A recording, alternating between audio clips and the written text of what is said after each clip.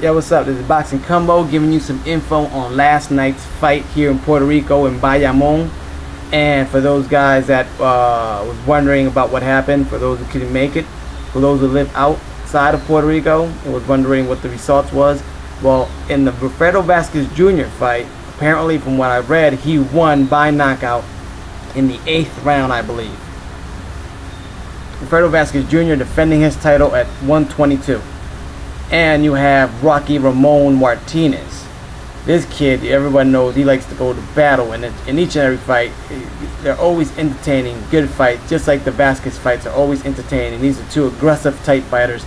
Anyway, Rocky Martinez won over the Nicaragüense by knockout, I believe, from what I read, in the 10th round. And the Arroyo twins, if anyone has any information of the Arroyo twins, let me know. These guys have like 4 fights, 3 fights, professional fights, are fresh off the Olympic PR team, and they debuted about a year ago as a professional, and they've already have 3 wins by knockout. I think last night was their 4th fight for both of them, and so if anyone has any information about them, let me know. I understand they must have won, but just in case, you never know. We also had, for the first time in Puerto Rico, 2 females fighting for a world title championship belt, and you had this huge, tall, I don't know really how tall she was, but at least to me she looked like 5'8", 5'9". She's from Costa Rica. She's a hot looking lady, and she looked strong. She looked physically, physically she looked ready. She was fighting versus a lady from the Dominican Republic, and I understand it was going to be a good fight. They were getting a lot of good promotion, a lot of good pictures on the newspaper, and it helped that the lady from Nicaragua was really hot. I mean, it was just, anyone knows about those 2 girls that fought last night, let me know who won. I understand the Nicaragüense must have won, but I really don't know. So if anyone knows, let me know. So that's what's up, Fuego. I didn't get to see.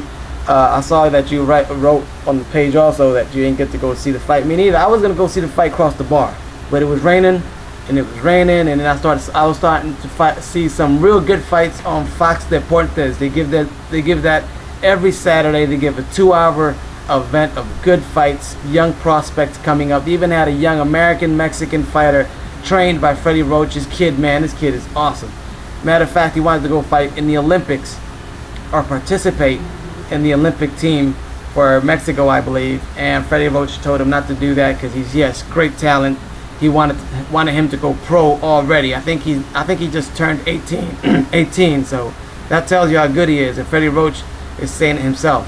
And the first bout of the whole night was a real good fight in the Fox Deportes fight, because man, it was like watching a Marquez Vazquez, a Mickey Ward versus Duro Gatti type fight. The one guy was almost knocked out. He came back and knocked out the other guy. It was a crazy, real good competitive war-like type fight.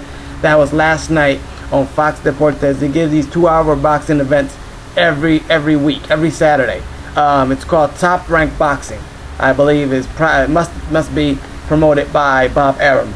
But these are real good fights, and they're for free. So there was nothing happening, I think, on Showtime and HBO. Not sure there was any more fights happening around the globe. Must have been. I heard something about Klitschko. If Klitschko was fighting, I'm not sure. I read something like that. So that's what's up.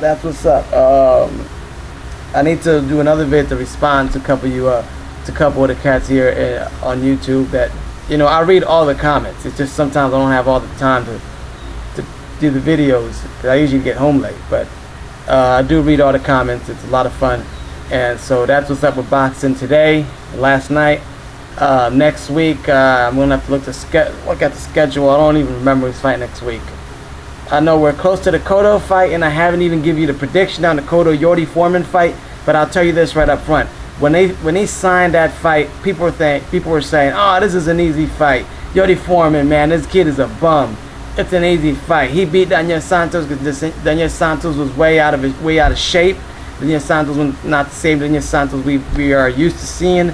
YORI Foreman, I think, has a huge chance in winning this fight. YORI Foreman's young. He doesn't have any cuts in his face. He has a strong looking body. He's tall. He's fighting at his own weight. This is the first time Miguel Cotto's moving up to 154. And matter of fact, I give a lot of credit to Miguel Cotto for always taking these tough, strong fights, never scared to, never backing away from any type of competition or war. This guy, COTTO, is an animal. To look at his career and to look and to understand it, he faced all the best fighters of his era in his time, guys who were coming up with him, like Malignaggi in his prime, Ricardo Torres in his prime.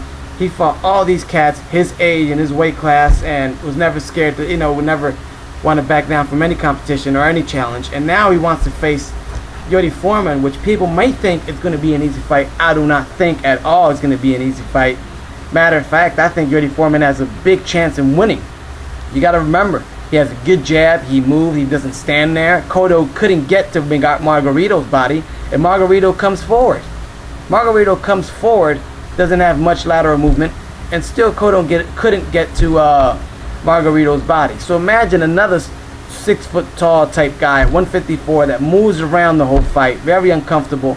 He has a good jab. He doesn't have a huge knockout percentage, but he's fighting a welterweight now. COTTO's moving from welterweight to 154, so we're gonna have to see how that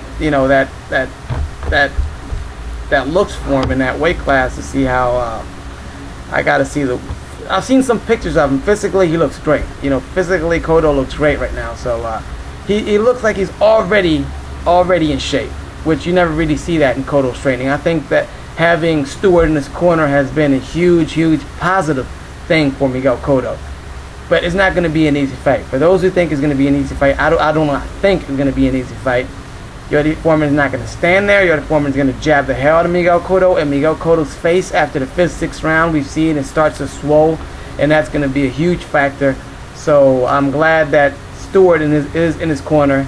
We don't want to see Miguel COTTO standing in the middle, laying on the ropes, because I think if he does that, YORI Foreman will win this fight.